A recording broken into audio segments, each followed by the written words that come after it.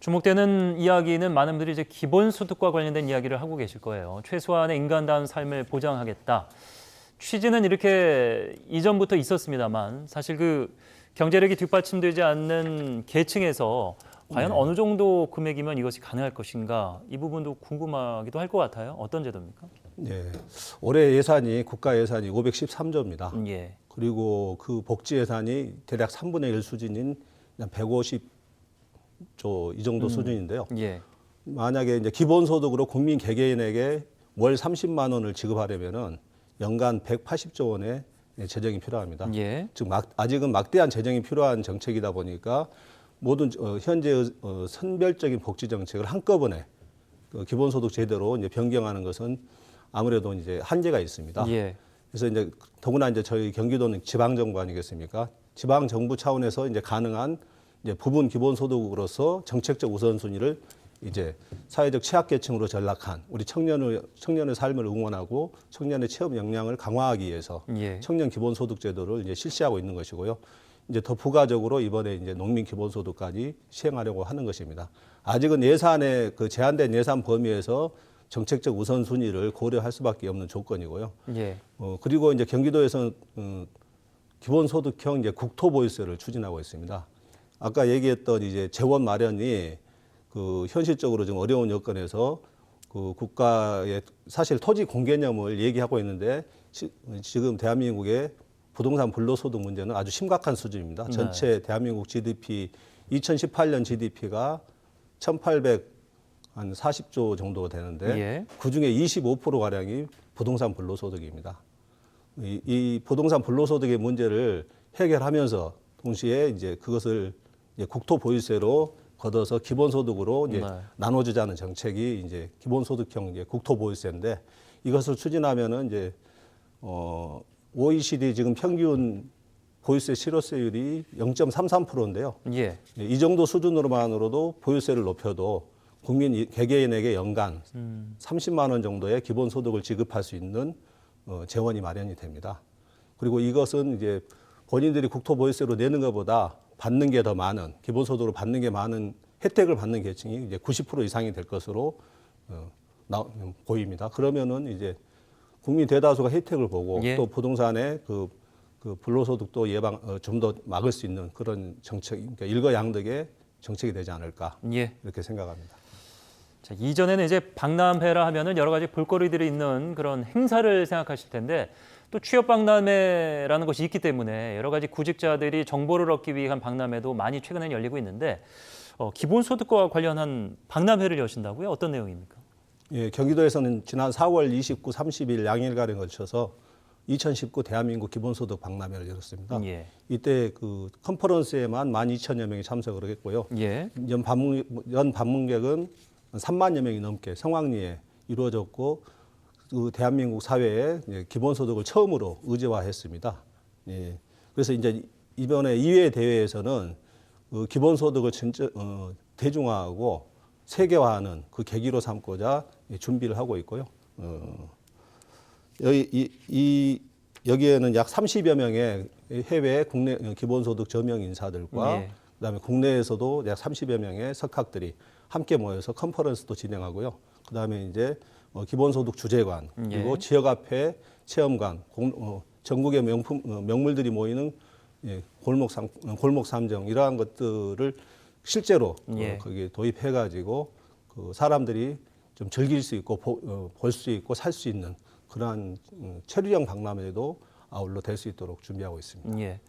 한 30여 명의 해외 방문단 전문가들도 온다고 말씀하셨는데 예. 기본소득 박람회와 관련돼서 실무 추진단이 직접 사례를 좀 살피러 갔던 모양입니다. 미국과 스페인을 다녀왔다고 하는데 그 방문단에 네. 포함이 되셨었죠? 다녀오셨죠? 네, 예. 그러니까 미국에서는 이제 인구 30만 도시인 스타크턴시를 방문했고요. 그다음에 이제 스페인에는 160만 도시인 바르셀로나를 방문했습니다. 예. 스타크턴시가 이제 작은 도시임에도 불구하고 신자유주의 선봉에 서 있는 미국이라는 나라에서 기본소득 실험을 하고 있다는 의미 있는 그 도시고요. 예. 그다음에 이제 바르셀로나 같은 경우는 이제 그 베밍컨 프로젝트라고 약 그 1,000명의 가구에 대해서 1,000유로를 매월 1,000유로를 지급하는 그 실험을 하고 있습니다. 예. 그리고 우리와 유사하게 REC라는 그러니까 넥이라고 하는 이제 지역 화폐를 그 블록체인 기반의 모바일 화폐로 이제 시행을 하고 있습니다. 그리고 거기는 이제 아직은 실험 차원이긴 하지만은 네. 지방 재정을 그 1,700만 유로 중에 1,200만 유로를 바르셀로나 시 정부에서 지원하고요. 그다음에 이제 500만 유로는 EU에서 지원을 받아서 지급하고 있습니다. 예. 미국과 스페인을 다녀오셨고 반대로 이제 민선 7기 경기도의 이 청년 기본소득과 관련된 내용을 살펴보기 위해서 독일, 일본 등 복지 선진국에서 직접 찾아오기도 했다고 합니다. 자, 이렇게 기본소득이 전 세계적인 흐름이다. 저희가 이렇게 앞선 이야기에서 좀 살펴보긴 했습니다만은 정작 경기도민들의 반응도 중요할 것 같은데 비판의 목소리도 조금 있습니다. 이 비판의 목소리를 내는 측의 이제 이야기는 결국에는 이제 스스로가 물고기를 잡아야 되는데 이렇게 도 차원에서 선심성 포퓰리즘 정책으로 돈이 풀리고 나면은 지속성은 좀 없는 거 아니냐라는 의견인 것 같아요. 여기에 대해서는 어떤 생각 가지고 계십니까? 그러니까 묻지도 따지지도 않고 돈을 주면 누가 일을 하려 하겠느냐. 네네. 이게 이제 대표적인 반론 중에 하나인데요. 예. 실제로 이제 확인을 해보니까 그리고 다른 나라 사례에서도 검증이 되고 있는데요. 우리나라의 경우 사인가 그 최저 생계비가 중위소득을 기준으로 하고 있습니다. 중위소득의 30%가 최저 생계비 상한선인데요. 예. 4인 가구의 중위소득이 461만 원이니까 30% 하면은 138만 원, 즉 개인당 한 35만 원 정도의 이제 최저 생계비가 이제 만들어지는 거죠. 예. 자, 이 부분과 관련돼서 그 정치권과 접점이 있는 부분이 있어서 좀 그 얘기를 먼저 여쭤봐야 될 텐데 뭐 내년 총선을 앞두고 이제 연합 종행이 지금 이루어지고 있는 상황, 신생 정당 중에 기본소득당이라는 것이 지금 눈길을 끌고 있다고 하는데 기본소득제 실현을 내걸고 있는 경기도와 일단 뭐 바라보는 지향점은 같은데 연관성이 있는 당입니다. 네. 그러니까 아까 이제 좀 전에 얘기를 좀 더 덧붙이자면은 그 35만 원 정도의 이제 그 최저 생계비가 개인에게 할당이 되지 않습니까?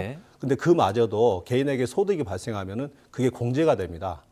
즉 135만 원 정도의 가구당 소득이 최저 생계비로 주어지는데 한 80만 원 정도의 소득이 발생하면은 그것을 공제한 금액이 지급이 되는 거죠. 노령연금과 좀 이렇게 비슷한 장치들이 역시 예, 이제 그렇게 되면은 누가 그걸 훨씬 뛰어넘는 소득이 발생하지 않느냐, 누가 더 일을 해가지고 그 일을 하려고 하겠습니까? 그런 반면에 오히려 기본소득은 일을 해도 추가로 자기 소득을 만들 수 있으니까 지금보다 더 나은 삶을 추구할 수 있다는 거죠. 그래서 오히려 기본소득이 일하려고 하는 노동 의욕을 더 북돋는다. 그리고 이건 세계 각국의 나미비아나 뭐 인도나 다 실험에서도 검증이 됐습니다. 심지어는 이제 그 알래스카 같은 곳에서 알래스카는 석유 기금을 통해서 이제 기본소득을 지급하고 있는데요. 거기서도 그러니까 노동 의욕이 더 향상되고 취업을 더 많이 한다는 게 검증이 됐습니다. 그리고 이제 기본소득당의 경우에는 한 9,500명 정도가 벌써 당원으로 가입했더라고요. 근데 이제 그 중에 한 2,200명 정도가 경기도 청년들이더라고요.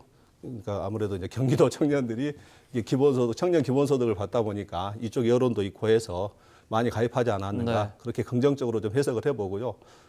그리고 이제 기본소득 논의를 좀 더 이제 진지하게 할 수 있는 정당이 생겼고 그건 저희 그 경기도하고도 서로 상생하는 윈윈 모델이 될 수 있다고 생각합니다.